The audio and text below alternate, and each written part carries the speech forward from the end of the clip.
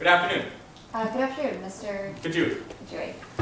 Now, doctor, it is your opinion that Dr. Conan's medical records do not suggest that Mr. Daly was suffering from any sort of seizure warranting removal of his driver's license, right? Correct. There is no definitive evidence to suggest that Mr. Daly had a seizure.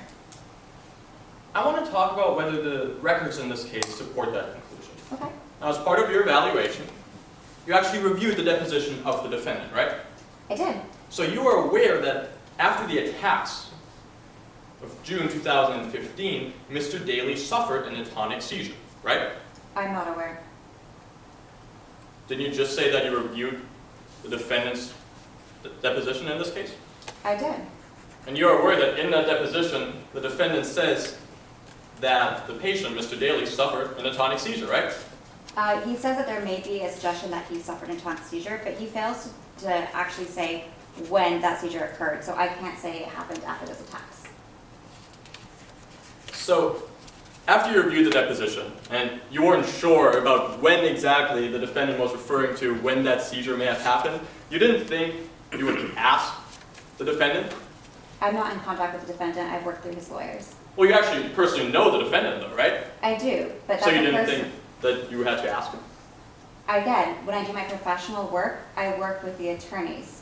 I was asked to do this report, and I submitted my report to Dr. Conan's attorneys. Just to be clear, you did not think it was relevant at all to know exactly when the defendant meant Mr. Daly was having a seizure. I interpreted it to mean after the car accident. But you didn't know that, right?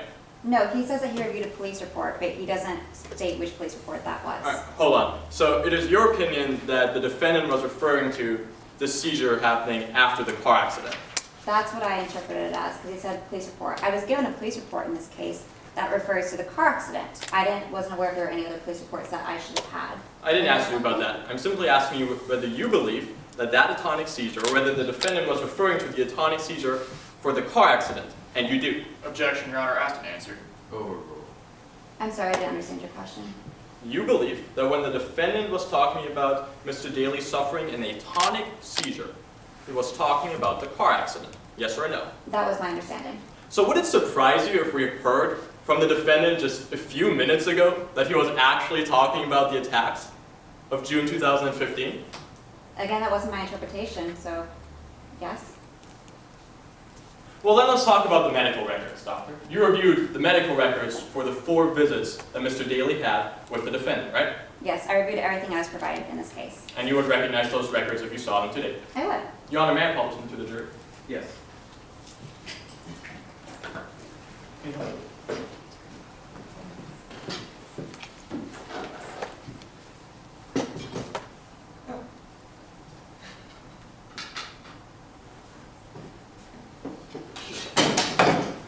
Apologize, Your Honor, we're having some technical difficulties. It happens, don't worry. Very complex technology we got here.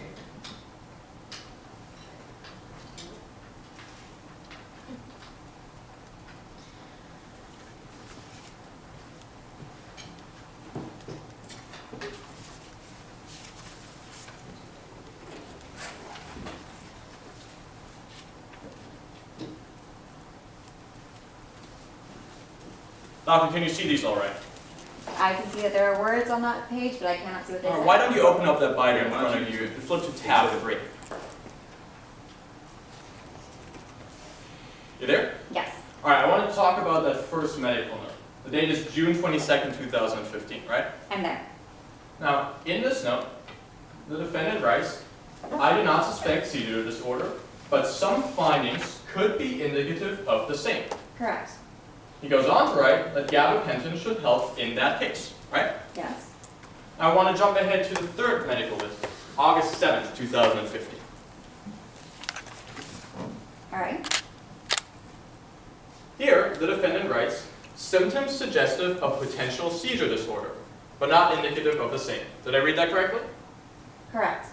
The defendant goes on to say, if instances continue, we'll set schedule for appropriate diagnostic testing. Yes. Now, you actually know the defendant personally, right? Yes.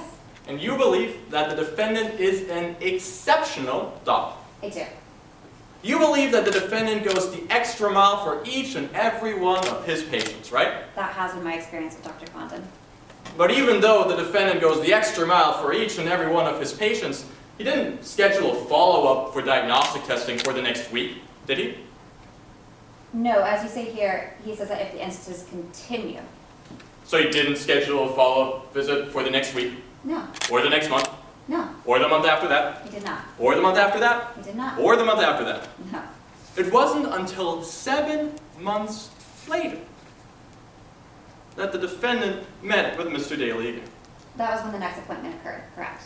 And even though the defendant goes the extra mile for each and every one of his patients, the defendant never conducted any diagnostic testing on Mr. Daly. That's correct.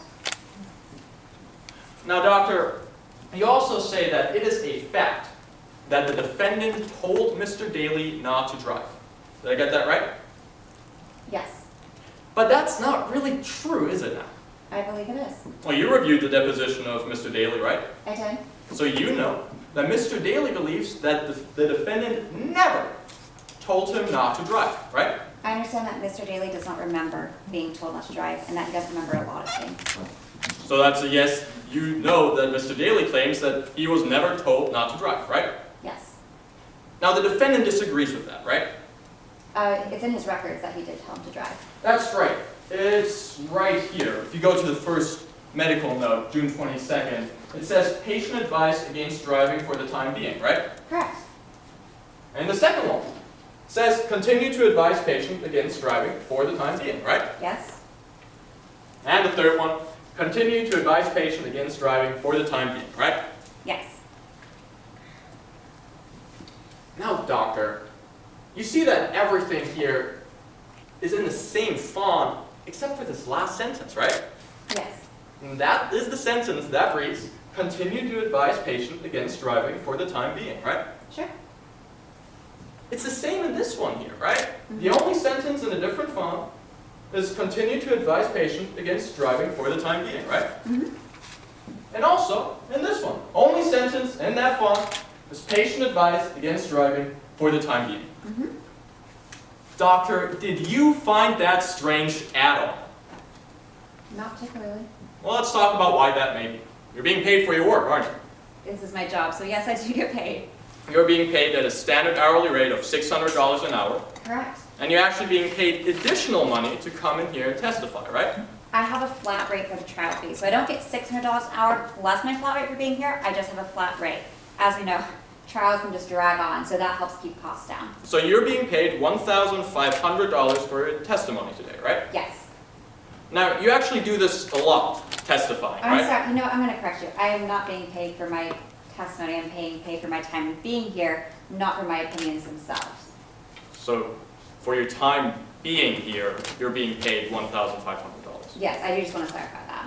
No problem, doctor. Now, you actually do this a lot, right? Testifying? I've started doing it recently. I've only done it a dozen times, though. All right, 12 times. Yes, 11 of those times have been on behalf of the defense. correct. And today, you're testifying for $1,500, once again, on behalf of the defense. That's, I'm sorry, can you say that again? You're being paid $1,500 for your time testifying on behalf of the defense. That is correct. Thank you, doctor. Nothing further, Your Honor.